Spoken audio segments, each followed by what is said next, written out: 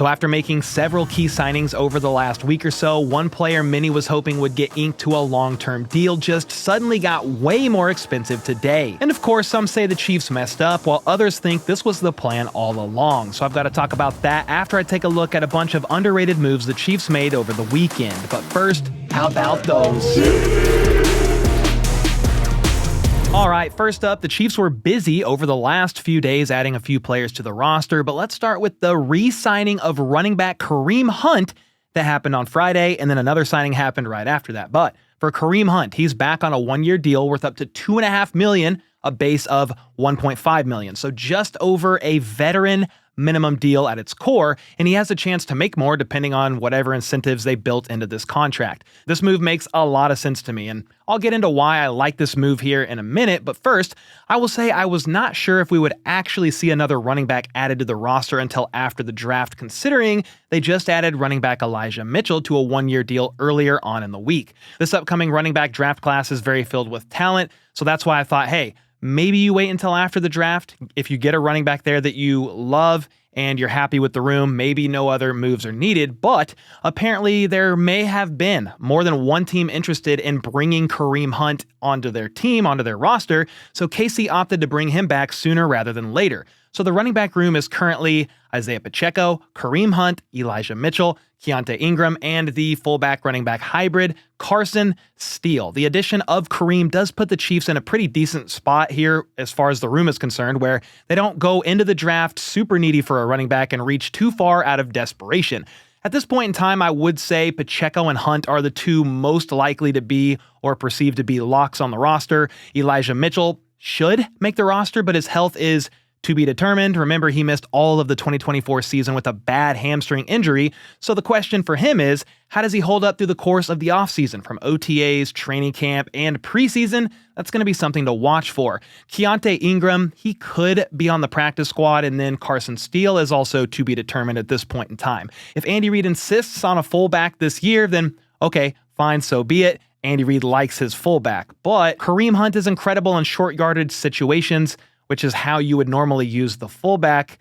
The only difference here is Hunt is not going to play special teams. Meanwhile, Carson Steele played over 100 special team snaps last year. Now, if the Chiefs do what I think and they still draft a running back in the draft, will they really opt for Pacheco, Hunt, Mitchell, drafted running back, and Carson Steele? The initial 53-man roster for 2024 was 3 running backs total, really 2 and then a fullback. But things change up every year, so we shall see what they end up doing. The signing of KAREEM Hunt is definitely a solid move, as Hunt's vision is spectacular. He forced more missed tackles than anybody else on the roster by a mile, and he's a key guy to use, especially in those short yardage situations. Now, what makes me excited about this signing is Hunt last year only played in 13 games, but still racked up 728 yards and 7 rushing touchdowns, and this season, he's going to have a full offseason to prepare, OTAs, training camp, preseason. He'll be even more immersed into the playbook, and this is a much better of a start for him compared to last year. Remember, KAREEM was signed to the practice squad shortly after Pacheco broke his ankle in the Week 2 Bengals matchup, and his first action was actually Week 4 against the Chargers, the same game that Rice sadly got injured in and missed the remainder of the season.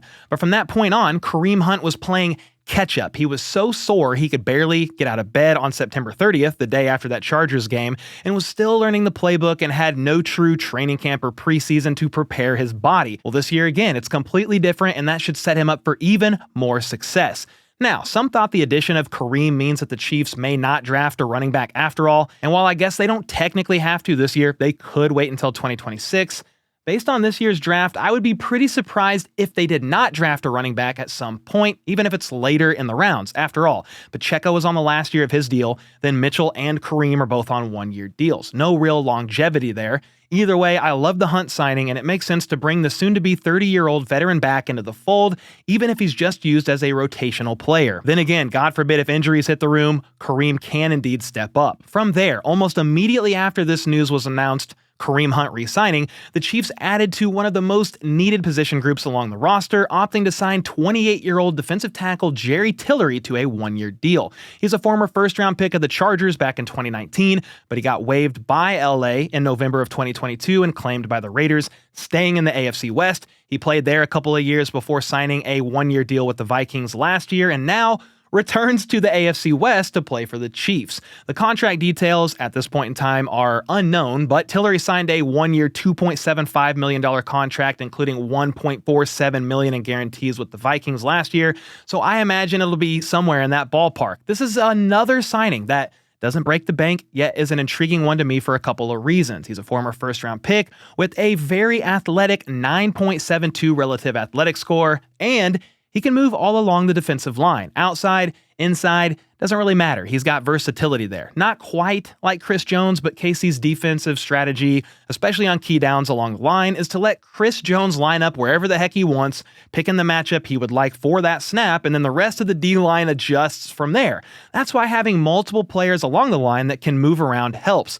Amenahue did it. We'll see if he returns or what happens to him, but Mike Dana, he's on the roster and he can do it as well. From a statistical standpoint, getting back to Tillery, he had 12.5 career sacks and 15 tackles for loss, so nothing crazy from a statistical standpoint, and he had more of a quiet 2024 in Minnesota.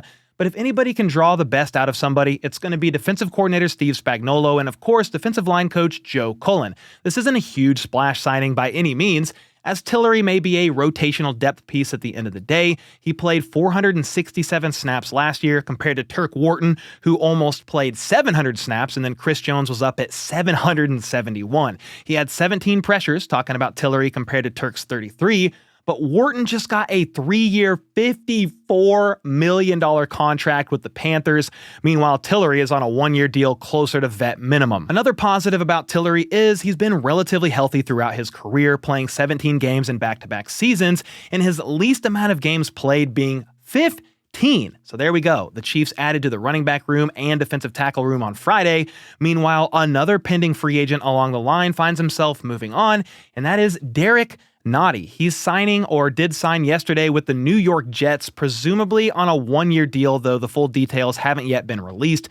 That's definitely bittersweet for Nnadi to move on, as he's been a Chief for his entire career. 7 years after being selected in the 3rd round of the 2018 NFL Draft out of Florida State. He's played a role in all 3 Super Bowl wins of the Mahomes era and was actually the longest tenured player from that draft class, which was Veach's first as the Chiefs GM. So it'll be weird seeing him in a different colored jersey, but of course, I wish him nothing but success unless he finds himself lining up against KC's offensive line and trying to get to Patrick Mahomes. So Nnadi is gone, as is Turk Wharton along the D-line. Meanwhile, Tillery is in. The Chiefs will definitely add to the D-line in the draft as well, as it's one of the deepest defensive tackle classes in recent memory for most draft analysts.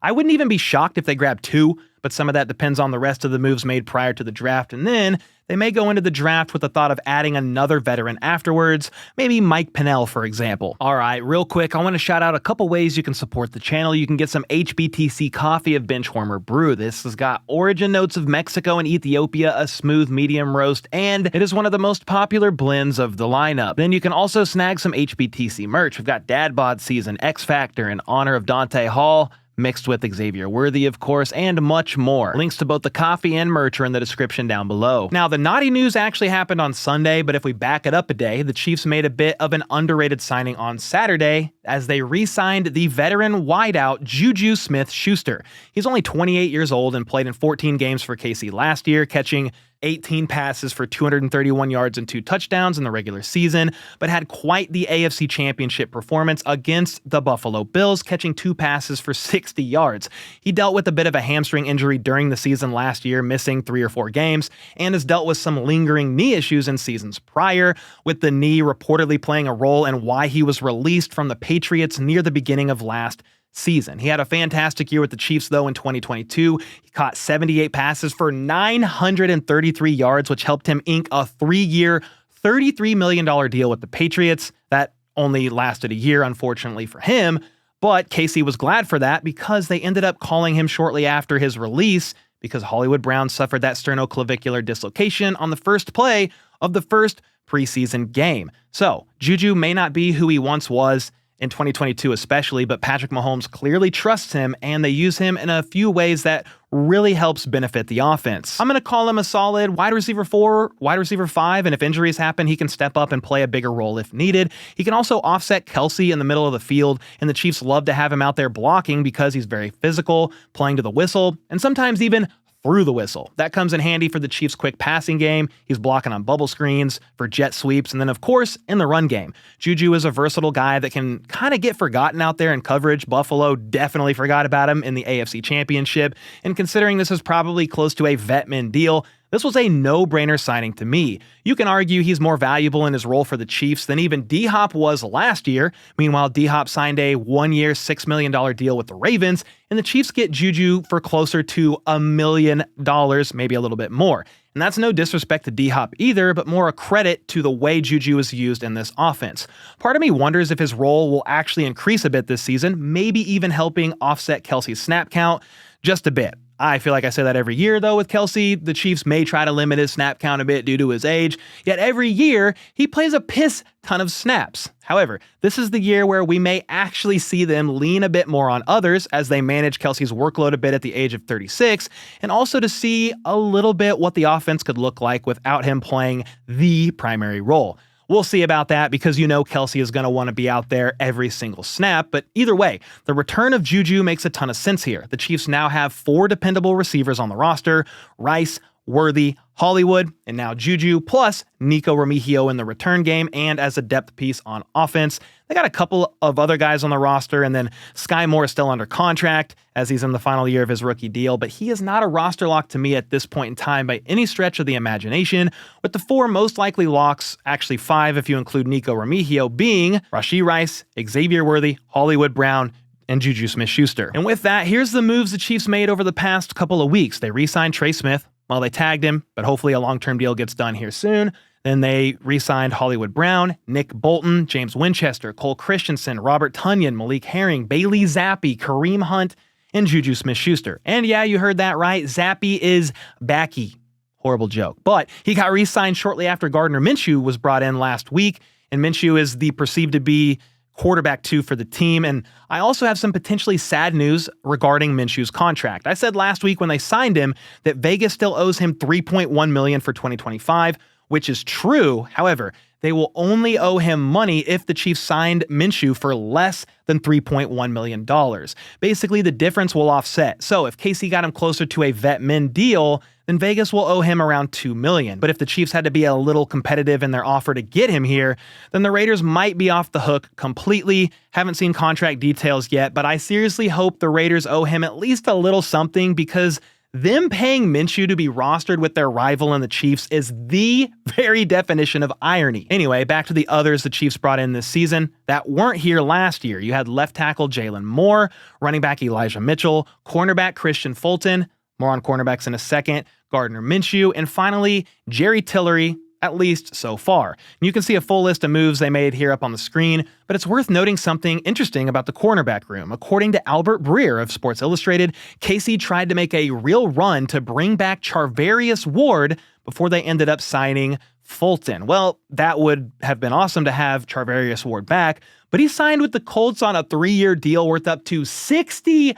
million. Meanwhile, KC got Fulton on a 2-year, $20 million deal with $15 million guaranteed. So 1 year less for 1/3 of the price sounds like a win to me, though again, the return of Charvarius would have been a great one. On the subject of cornerbacks and big paydays though, the Houston Texans just reset the cornerback market today when they extended standout corner Derek Stingley Jr. to a massive 3-year, $90 million deal. On the surface, that's $30 million average per year, which now tops the cornerback market by $5 million.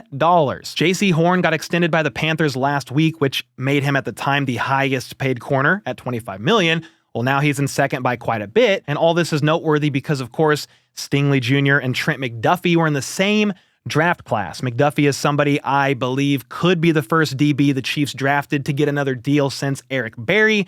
And this certainly makes things a bit more complicated. My first reaction to this news this morning was, of course, damn it, Veach, because negotiations on an extension with players from the 2022 draft class could be engaged upon as early as January, so a few months ago. Well, my hope was McDuffie got a long-term deal done here sooner rather than later, or at least before something insane happened to the market, and sadly, that was not the case. The market is now reset. Now, obviously, it takes 2 to tango, and I'm on the outside looking in here. Maybe the Chiefs did try and get something done with McDuffie, and his agent wisely said, nah, we'll wait a bit here and see how the market plays out. And if that's the angle they went, Hats off to them because it definitely worked out in their favor. Or maybe KC wanted to wait until later this offseason to talk more seriously about an extension, kind of like they did with Harrison Butker and Creed Humphrey last year. Both of those guys got extended closer to the start of the season. Butker's deal got done first week of August. Meanwhile, Creed's got done near the end of August. Either way, we'll never truly know how talks up to this point had been going, but now McDuffie's representation will definitely use this Stingley deal to up the ante in negotiations. I still think a deal can get done, and it would make sense to keep McDuffie around for years to come because he is one of the best corners in the NFL, and that's not really up for debate. However, the Chiefs don't really have to get something done this offseason with McDuffie. His cap hit this year is only $4.4 million. Then they can also next year pick up his fifth-year option for just $13.6 million. That's a lot cheaper than $30 million APY, obviously, but the longer KC waits, the higher his price is going to go. So let me know your thoughts on the cornerback market and what you think the Chiefs should do with Trent McDuffie. Should they try to get a deal done with him ASAP or play the long game, let it play out? I don't really think a trade is in store for McDuffie this year because you can keep him cost controlled for a couple more years, but I'm very curious now that the market is reset, what the Chiefs actually end up doing. Anyway, let me know your thoughts on that in the comments down below. And until next time, let's go. Let's freaking go. How about those?